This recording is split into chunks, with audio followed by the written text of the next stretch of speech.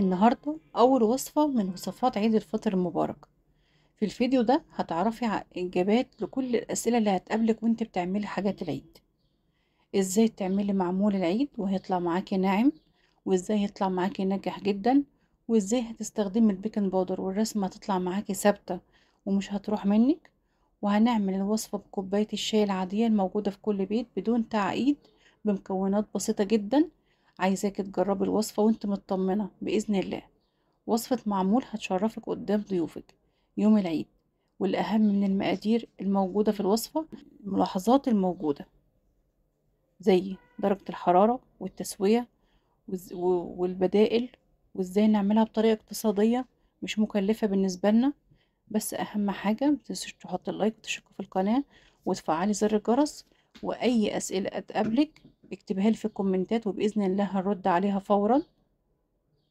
بس اهم حاجه متنسوش تحطوا اللايك وتشتركوا في القناه وتفعلوا زر الجرس عشان يوصلكم كل جديد اللي احنا بنقدمه يوميا.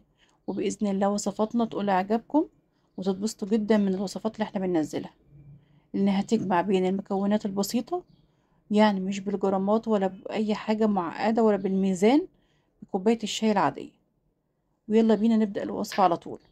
اول حاجه هنجهز كوبايه زبده كده بدرجه حراره الغرفه، يعني كانت طريه جدا معايا، يعني كنت مطلعاها من التلاجة كده وسايباها على الرخامة قيمة ساعة أو ساعتين كده. بس عبيت منها كوباية شاي كده، قد كوباية الشاي اللي بما يعادل ب250 ملي في الكوبايات المعيارية. وهنضيف عليها بس نص كوباية سكر بودر. وهستخدم المضرب الكهربائي، وممكن استخدم المضرب اليدوي عادي جدا، بس هياخد شوية وقت ومجهود معايا. وهضيف نص كوباية زيت عباد شمس عادي أو دوار الشمس، وابدا اخلطهم كده عشان يبقى قوامهم كريمي. وهضيف بيضه واحده بس مش عايزاها تبقى ساقعه، يعني بدرجه حراره الغرفه او درجه حراره المطبخ عشان خاطر ما تفصلش معايا الزبده. وهضيف 2 ظرف فانيليا و3 معالق كبار لبن بودر. وهبدا اخلط كده كويس جدا. وهضيف معلقتين كبار نشا.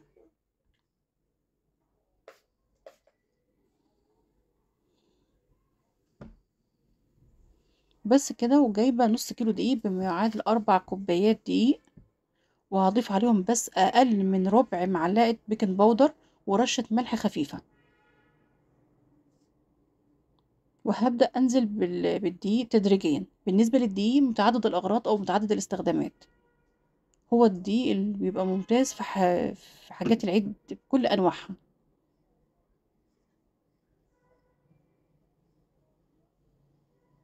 وهبدأ أخلط كده بالإسباتيولا.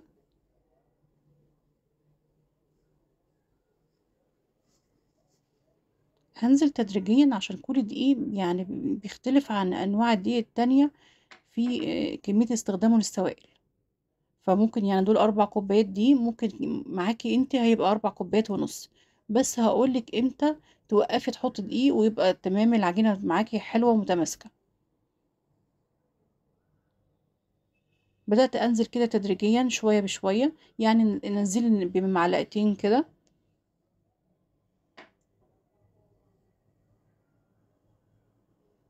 أنا مش بعجن، أنا بلم العجينة.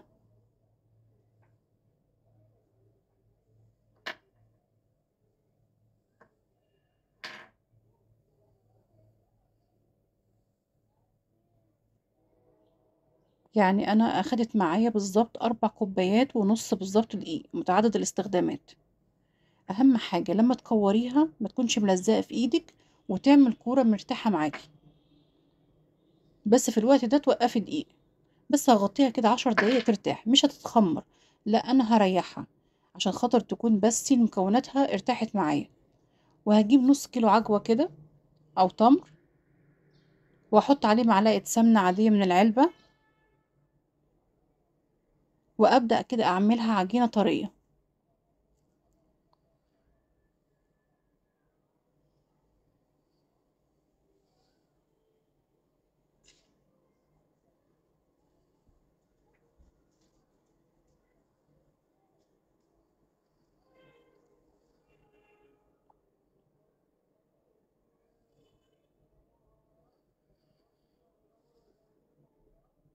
اول ما تطرى معاكي هتبداي تكوري كور صغيره كده، مش كور كبيره، كور صغيره جدا، يعني قد اللوزه كده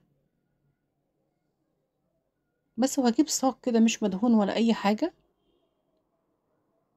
وابدا احط فيه يعني دايره من العجوه، واغلفها كده بالعجينه اللي ارتاحت حوالي 10 دقايق وبس كده. وابدا اعمل كور،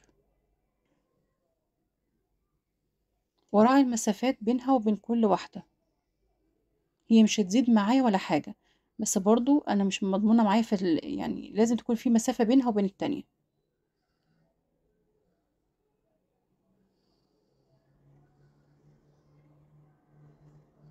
ويا ريت ما نكبرهاش، يعني نخليها حجم وسط كده، ولا كبير ولا صغير،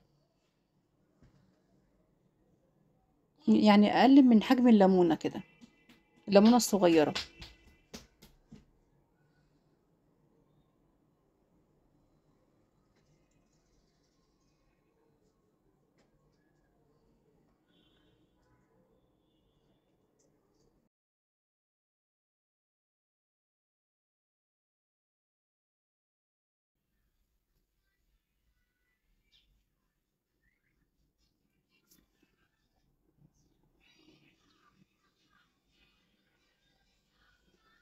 وفي الوقت ده هبدأ أسخن الفرن على درجة حرارة 170. عامة يعني مخبوزات العيد كلها، سواء بسكوت أو غريبة أو ناعم أو كعك أو أي حاجة، مش بتحتاج درجة حرارة عالية، يعني آخرها درجة حرارة 170 بالظبط. بس كده استخدمت بصمة البسكوت أو بصمة الكحك كده وبس، وعفرتها دقيق. لازم تعفريها دقيق كده عشان خاطر ما تلزقش منك، لأن عجينة المعمول يعني طرية جدا. ولو عندك غير يعني في أشكال كتيرة لبصمات المعمول والكحك كده، ممكن تستخدميها. بس دي شكلها حلو قوي يعني، فانا قلت ايه، شكلها بيطلع حلو قوي والرسمه تبقى ثابته عليها. بس بعد ما تكوريها تستخدمي البصامه دي او القطاعه دي، حلوه قوي. تقريبا جايبينها حوالي ب60 جنيه او 70 جنيه كده، فيها اشكال كتير.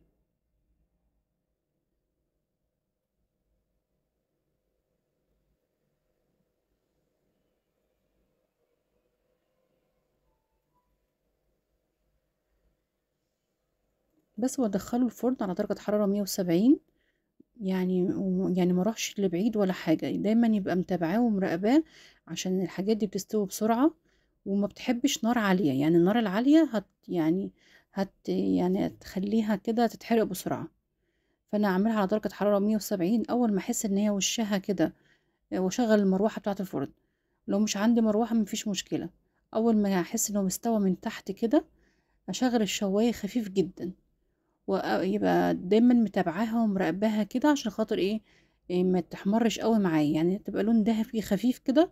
خلاص هطلعها من الفرن، وما امسكهاش خالص، ولا انها بتكون طرية جدا، يعني ما محركهاش ولا نقلها غير بعد ربع ساعة بالظبط من تبرد شوية. يعني اسيبها على الرخامة كده قيمة ربع ساعة. بس كنت بوريكم ان الرسمة ثابتة رغم ان فيها بيكنج باودر، بس انا حاطة يعني اقل من ربع معلقة صغيرة بيكنج باودر. انا عايزاها تبقى خفيفة من جوه في الوقت نفسه، يعني الرسمة ما تضيعش مني بعد التسوية. بس زي ما انتوا شايفين بعد ربع ساعة بقى مسكتها خلاص بردت معايا، هشة جدا وخفيفة جدا، ولونها ذهبي. وزي ما انتوا شايفين يعني فظيعة يعني بجد، ريحتها وطعمها وبتدوب دوبان بالظبط. يعني انا خايفة اظلمها واقول زي اللي بنجيبها من بره، لا بجد انا هظلمها كده، احلى بكتير من اللي بتجيبها من المحلات والمخابز من بره.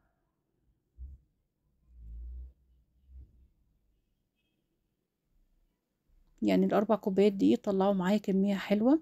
بس اهم حاجة بعد ما تبرد حطيها كده في علبة، بس تكون يعني غطيها.